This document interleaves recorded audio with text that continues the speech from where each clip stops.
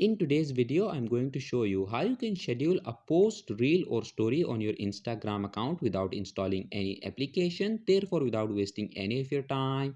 Let's jump to the video. So in order to schedule a post on Instagram without installing any application, what you have to do is to go to your Play Store and make sure that your Instagram is up to date. So if you see this update option here, then it means that you need to update Instagram. So click on it. Once your Instagram is updated, open it. Click on this upload option. Now select the post that you want to schedule. Then click on next. Again click on next. Here you will see this option advanced settings. So click on it. And here you will see an option schedule post. So all you have to do is to click on it. In my case, it's not visible here. And this is because this feature is not available in my region at the moment. So once you click on schedule, you will be able to schedule your Instagram post. So that was it for this video and I'll see you guys in the next one. Peace out.